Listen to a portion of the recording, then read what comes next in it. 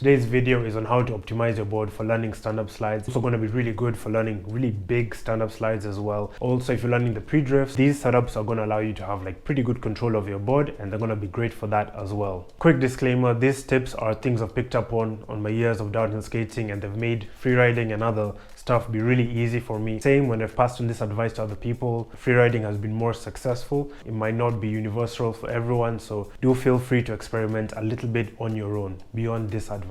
So if you've been following my guides, at this point you should already have a stiff deck for downhill. This deck should have a wheelbase between about 24 to about 27 inches. If it's 28 inches or 23 inches, that's still kind of okay. You should also have coarse grip tape like this says Lockton, and maybe a foot stop as well. You should also have picked a truck that has an angle between 40 to 45 degrees, and you should also have freeride wheels that have a rounded lip and a narrow contact patch, and these things are just going to make it a lot easier for you to learn to slide, and should have a lot of control in slides as well. Now for the rest of this video, I'm going to be touching more on bushings and what you should typically go for and why I go for these settings with the bushings. Something I quickly want to touch on, so people have been saying that 50-degree trucks are better for learning how to slide, and they've been having a bit more difficulty with 40 to 45-degree trucks. See, here's the thing, with 50-degree trucks, it's quite easy to break traction and rotate into a 180-degree slide. It's a lot harder to hold that slide and control it.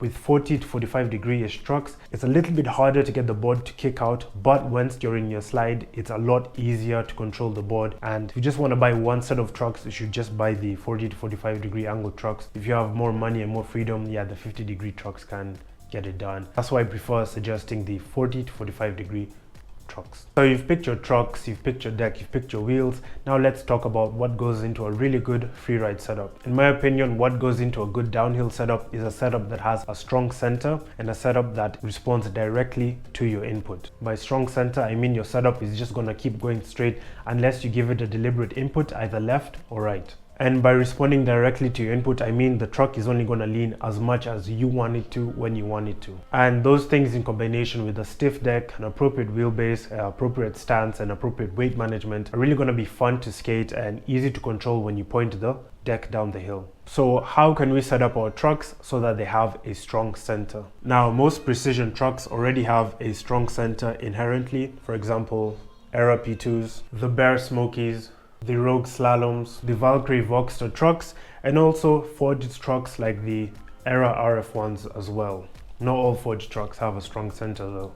And the center on these trucks is really strong, and you can really feel it even when you don't set up the trucks perfectly. And that's what makes these trucks some of the best in the business. But let's turn our attention to cast trucks, which is what most of us are going to be skating at this moment in time. Most cast trucks don't really have an inherent center, and you have to set them up accordingly with bushings and washers to give them that inherent center feel and that direct input feel as well. Before we talk about bushings, the most important component in giving you that center feel is going to be the washers, and these things allow you to simulate that center feel in cast trucks.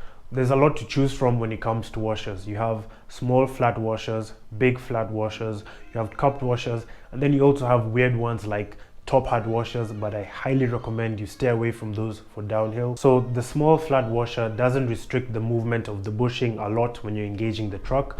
The cupped washer on the other side of the spectrum really restricts the movement of that bushing. Cupped washer is what feels like really locks in that truck and doesn't want to let the truck really tip left or right all that easy without any significant input from the rider. Now, what gives me the best center feel is running two cupped washer. A cupped washer board side and a cupped washer roadside. I've also enjoyed running a cupped washer roadside and a flat washer board side. Either of those will suit you. I highly recommend the double cupped washer setup. It should work great and should make stand-up slides feel pretty awesome. If I still haven't won you over with this strong center talk, let me tell you, the second I started setting up my freeride trucks like this, my stand-up game improved like this. I used to be a big advocate of running flat washers all around, but that never really gave me the results I wanted with stand-up slides.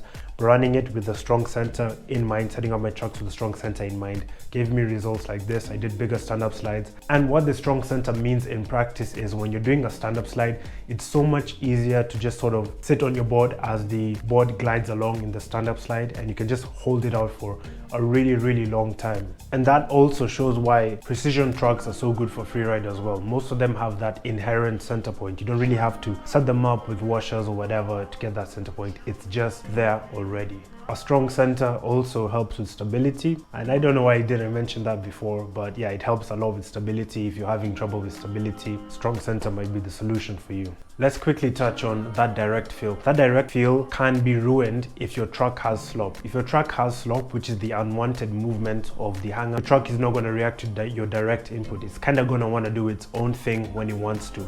If your truck has no slop, it's going to have that direct feel where your exact inputs are matched by the truck. Most precision trucks are designed around having little to basically no slop, so it goes without saying they mostly have that direct feel. Most cast trucks aren't made as well as precision trucks, so they all naturally have a little bit of slop.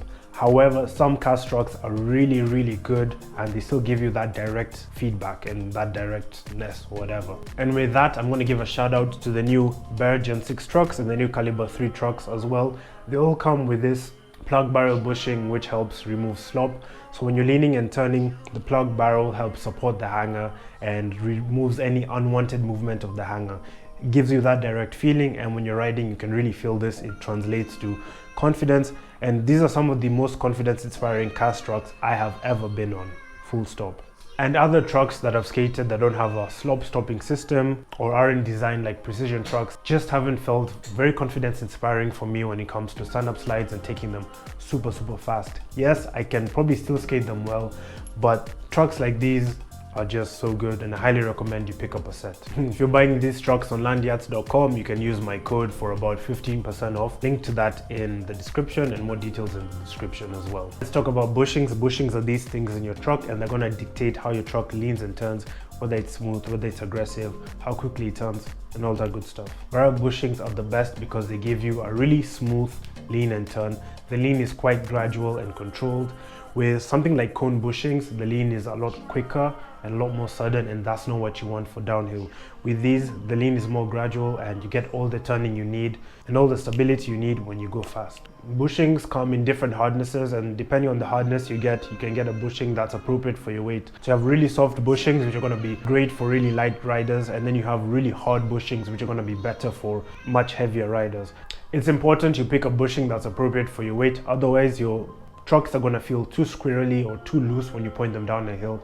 And if they feel too loose, that's going to suck. That's instant speed wobbles, and you're likely going to fall. Conversely, if they're too hard, your body is going to feel really stiff. It's not going to turn all that much, and you're going to get a lot more road feedback. You are going to get more stability, yes, but it's not desirable. You don't want a board that you can barely turn. You should be able to turn your trucks with ease. What that means is just going to be able to escape hazards and things that are dangerous when you're skating down a road. So yeah, it's important you pick bushings that are appropriate for your weight. For example, I weigh 165 pounds or 75 kg, and in these trucks I'm running a green barrel on the bottom, which is 93A, and a red barrel on top, which is 90A. Now the bushings you use are going to differ from person to person, not only because of the different weights, but also because of the different trucks. Now trucks have different bushing seats, different heights, different angles, and these things all affect how hard a bushing feels. So there'll be a little bit of a difference between what one person of the same weight is going to ride depending on the truck that they're going to use. I highly recommend you join some forums, for example, Longboard Family on Facebook. It's a Facebook group, link in the description, or our Longboarding on Reddit, and ask more about what bushing is going to be best for your weight.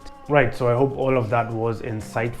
Now, I know the bushing recommendations and the talk about the bushings wasn't as concrete, but that's really a journey you're going to have to go on by yourself as a rider. Highly recommend you go into it, and it's the reason I haven't dived into it as much. You're just going to have to do a lot of research and understand it more for yourself. It can vary from person to person. Otherwise, I hope that was insightful. Hope this video was good. If you enjoyed it, like, subscribe, leave a comment. Feel free to ask me more about what you should get for a specific truck, for a specific weight, for a specific board, and all that good stuff. And yeah, man, thanks for watching. If you have any other questions, any other videos you want me to make, leave them in the thing.